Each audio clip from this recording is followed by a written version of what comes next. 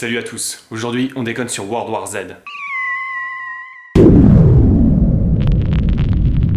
J'ai vu un zombie faire un générique sur YouTube une fois. C'était mieux que ça. Au début de World War Z, il y a Jerry, un enquêteur de l'ONU, qui est bloqué dans les bouchons. Il a l'air vachement cool ton film. Montez tout de suite dans votre voiture! Ne quittez pas votre... Mais d'où il vient ce camion? Il est pas là, il a pas de place pour passer, il fait pas de bruit en arrivant. C'est n'importe quoi, c'est comme si d'un coup il y avait un...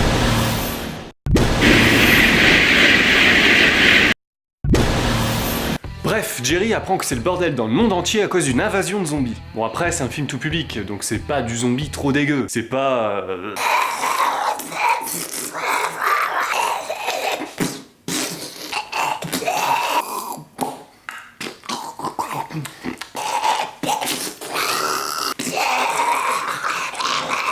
Non, c'est du zombie propre. Il se lave les mains après avoir fait caca.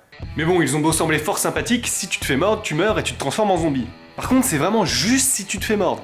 À un moment, Jerry reçoit du sang de zombie dans la bouche, mais ça va. Oui, bah c'est bon, dans tous les films de zombies, c'est comme ça, tu vas pas commencer à faire chier. Non, mais je note. Ce sera peut-être utile plus tard. On sait pas. J'ai très envie de te frapper quand tu fais ça. Du coup, un mec important envoie Jerry enquêter en Corée, là où semble avoir démarré l'épidémie. D'ailleurs, moi ça me fait marrer d'imaginer que Jerry comprend rien à ce que lui raconte le virologue dans l'avion. Dame Nature est une tueuse en série. Oui. Personne n'est plus fort. Mais comme tous les tueurs en série, elle ne peut résister au besoin qu'elle a de se faire coincer. Enfin, à quoi servent tous ces crimes si brillants si personne n'en tire aucune gloire? Alors, elle laisse des miettes. Ce qui est compliqué, ce qui fait qu'on passe une décennie à l'école, c'est de voir dans ces miettes les indices qu'elles constituent. Et au moment où ils atterrissent... Allez.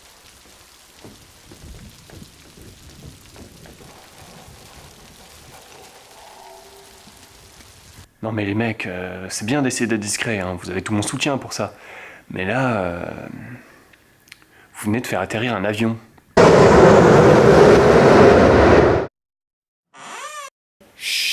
Enfin bon, Jerry cherche un peu, mais il trouve pas d'indice. Du coup, il décide de suivre les conseils d'un fou qui s'arrache les dents, je vous jure que c'est vrai, et d'aller faire un tour à Jérusalem. Et il se trouve que là-bas, ils ont réussi à construire une grande muraille juste à temps grâce à une super technique. Dans les années 30, les Juifs ont refusé de croire qu'on pourrait les envoyer en camp de concentration. Les mois d'avant octobre 73, nous avons vu les mouvements des troupes arabes et nous sommes unanimement convenus qu'ils ne constituaient pas une menace. Un mois plus tard, les Arabes manquaient de nous pousser à la mer.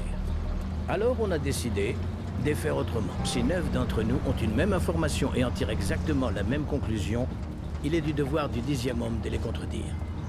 Aussi invraisemblable que ça puisse paraître, le 10e homme doit creuser la question en partant du principe que les 9 autres se trompent. Et vous étiez ce 10e homme? Précisément. Vous êtes en train de me dire que vous avez fait votre enquête dans votre coin, prouvé que c'était bien des zombies pour construire votre muraille, et que vous avez prévenu aucun autre pays? Eh non, vous pensez bien que si j'avais eu des preuves, les autres pays m'auraient cru. La force de notre stratégie, c'est qu'il n'y a pas besoin de preuves pour prendre de grandes mesures. C'est comme cela que l'on peut répondre à l'urgence. C'est vraiment très intelligent. Oui d'ailleurs, puisque vous m'en parlez, il faudra que vous partiez une gousse d'ail si vous voulez rester ici. C'est pour éviter les vampires. Quoi, il y a des vampires maintenant aussi? Eh, on ne sait pas. On a reçu un mail parlant de vampires la semaine dernière. Les 9 premiers hommes ont dit que c'était débile, du coup le 10e a dû instaurer une loi obligeant tout le monde à porter une gousse d'ail. Ok. Vous faites quoi là? C'est pour éviter une guerre avec les léprochaunes. C'est des espèces de farfadets ça. On doit faire ça à chaque fois qu'on parle de vampires. C'est pour pas les rendre jaloux. Ok, c'est très bien tout ça. Et pour les licornes, vous avez prévu quelque chose? Oui, vous verrez. On boite un peu au début, mais on s'y fait très vite. Bref, Jérusalem se fait quand même attaquer par des zombies, mais Jerry parvient à s'échapper et prend un avion en direction du pays de Galles. Malheureusement, il y avait un zombie caché dans les toilettes de l'avion. Sérieux les mecs? Un zombie dans les toilettes de l'avion? Vous avez rien trouvé d'autre? Et tout le monde commence à se transformer. Du coup, Jerry fait atterrir l'avion en lançant une grenade et il survit au crash parce qu'il met sa ceinture.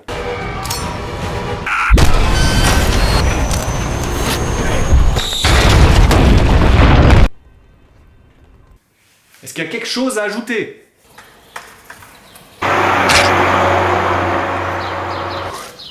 C'est bon, j'avais mon gilet jaune. Surtout, retenez bien ça, si vous avez un problème dans un avion, détendez-vous, mettez votre ceinture, lancez une grenade, et tout devrait bien se passer. Bon, Jerry est quand même un peu blessé, mais il parvient à rejoindre un centre de l'OMS où il s'évanouit et il se réveille 3 jours plus tard attaché à un lit d'hôpital. Ceci est important pour vous. J'ai été inconscient combien de temps? 3 jours. Donnez-moi ce téléphone. Dès que vous m'aurez répondu.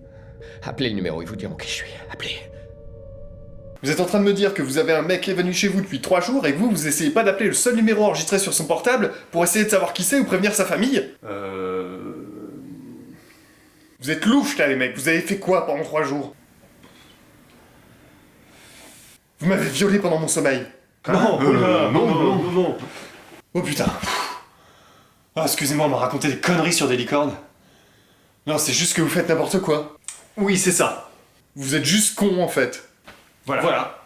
Bref, Jerry leur explique qu'il pense que les zombies ne s'attaquent pas aux personnes gravement malades parce qu'il a vu quelques personnes que les zombies semblaient éviter, et que donc on pourrait se servir d'un virus grave mais pas trop, comme une sorte de camouflage envers les zombies. Et comme ils sont dans un centre de l'OMS, il voudrait aller chercher quelques échantillons de maladies pour les tester. Seulement, il y a un problème avec la zone du centre qui contient tout ça. Le professeur Spellman, directeur du département de vaccinologie.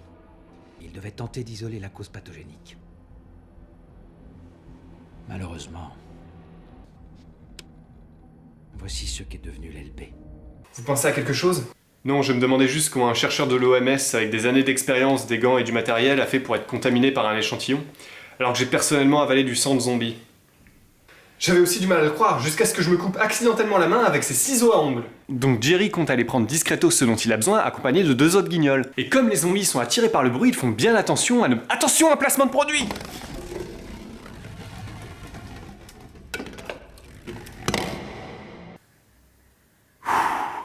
On a eu chaud. C'est rien, c'était juste un petit incident de parcours.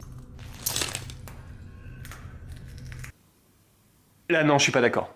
Si tu sais que pour survivre, tu dois pas faire de bruit, le minimum c'est de regarder où tu mets les pieds. À ce moment-là, moi aussi je peux leur faire n'importe quoi.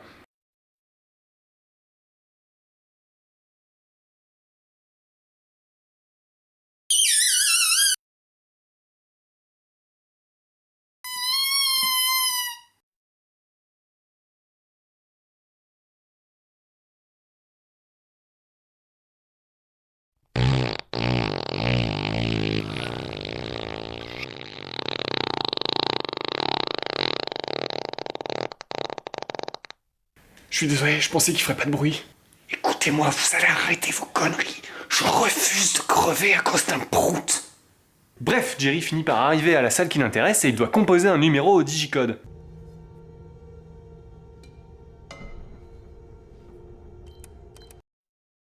Non mais mec, mais c'est ta seule arme là, mais qu'est-ce que tu fais? Tu peux vraiment pas composer le digicode en gardant le pied de biche à la main?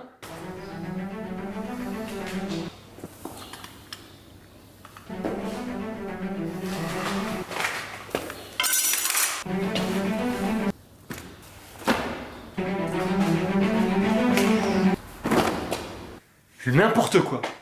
ODS vous prouve que on peut très bien taper un digicode en gardant un pied de biche à la main, surtout si sa vie en dépend. Voilà. Donc forcément, il y a un zombie qui se ramène au moment où Jerry est sans arme, du coup il s'injecte un virus qu'il a trouvé dans la salle, et ça marche, le zombie l'attaque pas. N'empêche, si la solution c'était d'être malade, il y a des endroits où ça devait être plutôt évident, non?